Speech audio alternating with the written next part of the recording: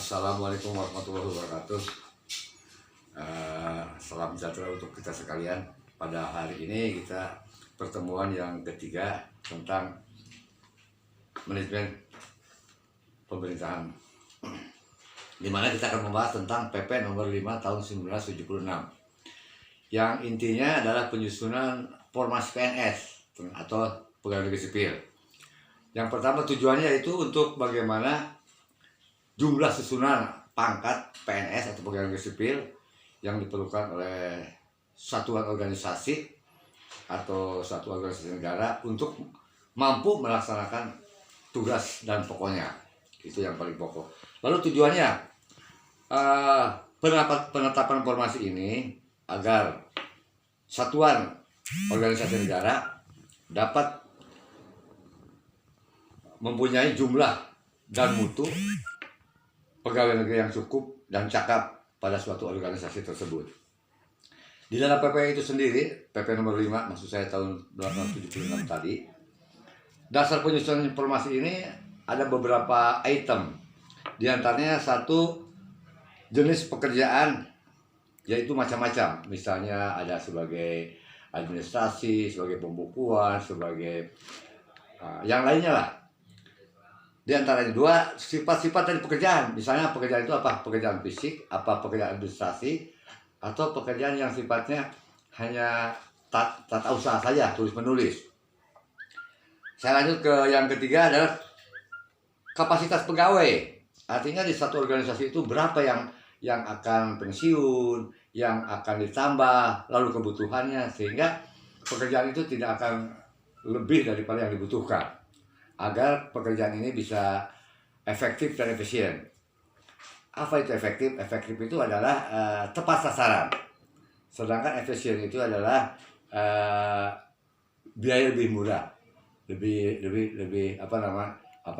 lebih sedikit, sehingga pekerjaan lebih tepat pada sasarannya. Lalu beban kerja itu artinya jangan sampai dipaksakan seseorang bekerja di satu tempat tidak bisa mengatasi. Makanya di sini akan dipilih cara formasi untuk pekerjaan ini. Ada yang lulusan SLTA, ada yang sarjana, ada yang S2 dan seterusnya. Sehingga bisa dibagikan dalam beberapa item. Lalu kebijakan pelaksanaan. Di dalam pekerjaan ini harus ada yang membuat kebijakan. Biasanya di antara kebijakan itu ketika kita sudah duduk di eselon 4 sudah punya kebijakan, eselon 3 dan eselon 2 misalnya. Eselon 4 karena membawahi beberapa orang. Lalu kalau eselon 3 itu membawahi beberapa kasih, misalnya 3 sampai 5 kasih kemungkinan biasanya. Sekarang misalnya ke kadis atau kepala dinas itu membawahi kabin-kabin, ada 4 sampai 5 kabin di bawahnya, lalu kasih-kasih. Lalu jenjang dan jabatan. Jenjang itu jenjang karir, artinya begini, ketika seseorang itu bekerja di satu tempat, dia harus mempunyai karir yang baik. Dari mulai 0 atau dari 1 sampai menjadi pangkat yang maksimal. Lalu jabatan itu penting juga bagi seseorang supaya orang ini tidak jenuh dari satu kerjaan kepada pekerjaan yang lain. Kadang-kadang ada mutasi atau rotasi lah dari satu tempat ke tempat lain. Nah, kalau mutasi itu kan bisa kenaikan pangkat karena dia istimewa, karena dia baik, karena dia jujur, karena dia bagus dan sebagainya. Sedangkan kalau rotasi hanya perputaran saja di satu tempat, tapi pekerjaannya berbeda. Lalu alat atau sarana yang menunjang untuk kegiatan pekerjaan itu sendiri. Ada kan di situ misalnya kalau di zaman saya mesin ketik, barangkali kalau sekarang sudah ada komputer misalnya. Lalu tempatnya yang nyaman, ada AC, sehingga bekerja itu bisa optimal. Nah, kalau sarana tidak menunjang, biasa pekerja itu bisa kurang optimal orang itu. Jadi dalam hal ini termasuk juga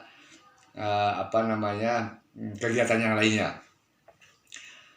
Dalam sistem penyusunan formasi juga biasanya dianalisa dulu kapasitas atau kebutuhan yang dibutuhkan oleh satu organisasi tersebut.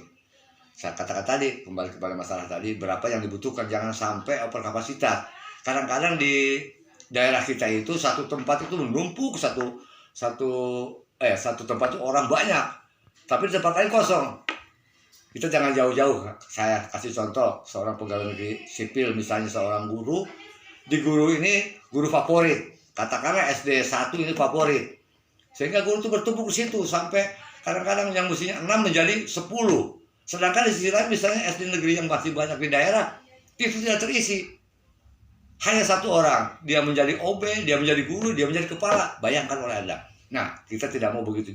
Makanya dalam perekrutan pegawai negeri sipil ini harus betul-betul proporsional, sesuai dengan kebutuhan yang kita lakukan. Di sini tugas BKD betul-betul Badan Kepegawaian Daerah. Kalau sekarang, zaman saya itu masih UP lah, urusan pegawai sama sebetulnya intinya. Kalau sekarang BKD, Badan Kepegawaian Daerah.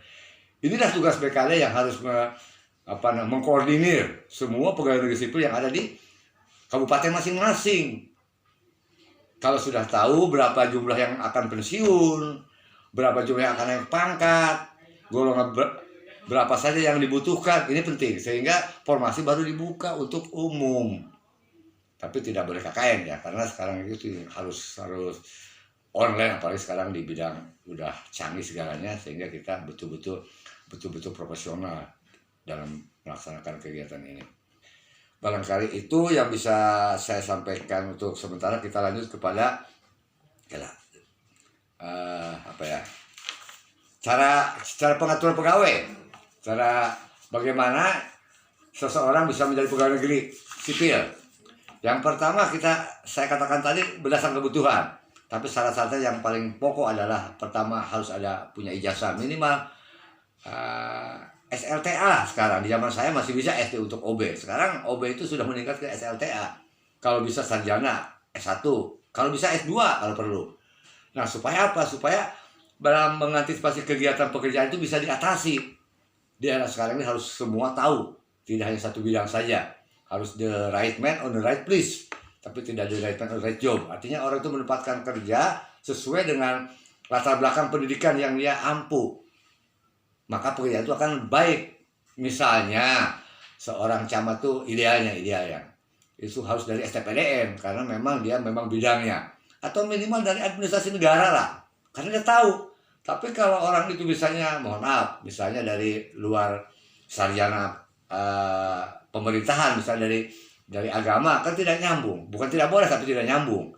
Memang bisa, undang-undang menyatakan begitu, cuma tidak layak lah, tidak layak nantinya, sehingga pekerjaan itu tidak akan selesai dengan cepat, malah mungkin akan menghambat karena dia tidak tahu posisi yang dikerjakan tadi. Artinya itu posisinya kurang tepat pada dia, harus disesuaikan dengan kebutuhannya. Itulah, jadi kalau kita memilih tadi sebagai orang BKD, Badan Kepegawaian Daerah, tadi harus bisa menempatkan orang sesuai dengan kebutuhan yang dibutuhkan. Kalau guru ya memang harus guru. Jangan guru dilarikan ke pegawai negeri sipil misalnya, itu bukan tidak boleh. Dulu memang tidak boleh, bahkan hak pangkatnya juga harus turun. Tapi sekarang kelihatan sudah mulai agak rancu. Ini penting bagi mahasiswa supaya tahu juga bahwa kondisi di pemerintahan sekarang ini makin rancu, bukan makin lurus, itu makin rancu. Hal ini yang kita soroti supaya ketika Anda menjadi pegawai negeri sipil betul-betul menjadi pelayan rakyat, karena pegawai negeri sipil itu pelayan. Bukan tentang menjadi pegawai negeri itu menjadi penguasa negara, tidak, justru pelayan rakyat, bisa memfasilitasi rakyat, mengayomi rakyat, sehingga rakyat bisa senang. Jadi pemerintah juga aman, tentram, rakyat juga senang. Nah, itulah kira-kira beberapa item yang tujuannya ketika kita membuka formasi untuk pegawai negeri sipil. Bicara masalah Badan Kepegawaian Daerah atau BKD, di mana di sini Badan Kepegawaian Daerah itu dibentuk oleh pemerintah dalam pelaksanaan tahun 1999. Badan ini mengurusi tentang administrasi kepegawaian pemerintah daerah, baik di pemerintah daerah, kabupaten, kota maupun pemerintah daerah pusat. Artinya di sini BKD ini harus betul-betul otonomi murni. Beda ketika Undang-Undang 5 tahun 74, ketika itu masih sifatnya dihotomi oleh beberapa aturan. Artinya boleh, katakanlah misalnya seseorang pegawai negeri itu kalau mau pindah dulu, zaman ketika saya masih pegawai negeri sipil, saya dulu pernah kerja di Tasikmalaya. Ketika mau pindah ke Kabupaten Lebak saja itu harus membutuhkan waktu sampai 2 tahun. Karena apa? Harus mencari orang yang sama pangkatnya, sama jabatannya, sehingga pelaksanaan mutasi pun susah, atau pindah tempat saja susah. Di era sekarang, di era pada tahun otonomi daerah tahun 99 ini, di mana ketika dibutuhkan bisa langsung, artinya lebih mudah dibanding dengan yang dulu, lebih praktis dan lebih efektif sesuai dengan kebutuhan. Tapi di sisi lain, otonomi daerah itu idealnya bagaimana orang daerah itu diberdayakan oleh para pemimpinnya atau bupati lah atau wali kota, supaya daerah ini bisa maju dan bisa berkembang dengan baik. Tujuan pemerintah dari pusat atau aturan yang ditentukan oleh pemerintah.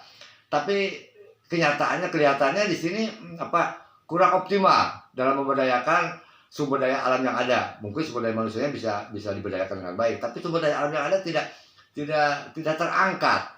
Bahkan kadang-kadang kurang menjadi perhatian. Nah, di sinilah tugasnya seorang pemimpin daerah atau bupati atau wali kota sebagai ketika otonomi daerah, bagaimana memberdayakan orang daerah, bagaimana menggali potensi daerah sehingga daerah itu bisa maju dan berkembang dengan baik untuk memajukan daerahnya. Dulu bupati saja jabatannya karir, kalau sekarang kan sudah bisa dipilih oleh rakyat. Ketika menjadi bupati biasanya dropping dari pusat, artinya jabatan karir. Dari bupati bisa menjadi sekda pusat, sekda provinsi misalnya, menjadi wagub atau menjadi gubernur. Nah, di era sekarang sudah berbeda.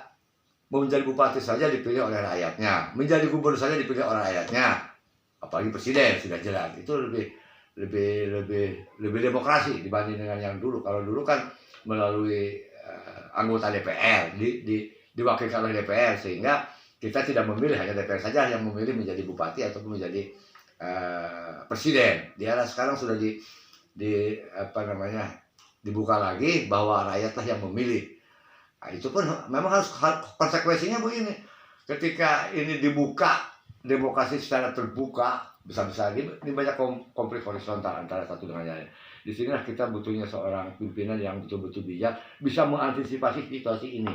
Sehingga di dalam perpolitikan, di dalam ekonomi dan sebagainya, seorang pemimpin harus mengerti agar masyarakat tidak menjadi bertabrakan lah. Artinya tidak saling gontok-gontokan. Pemimpin itu bisa mengayomi kepada aparat pegawainya, kepada rakyatnya juga. Sehingga dengan otonomi daerah ini, masyarakat menjadi sejahtera. Contoh misalnya di daerah Provinsi Banten, dulu Banten masih keresidenan, tapi ketika provinsi, nah sekarang kita udah Provinsi Banten, tapi malah kelihatannya kurang begitu menggali potensi yang ada. Padahal kita punya pelabuhan, di kita daerah pertanian, Pandeglang, Lebak misalnya, lalu dari industri misalnya di Cilegon. Nah, malah sekarang tidak terlihat, tidak seperti yang dulu.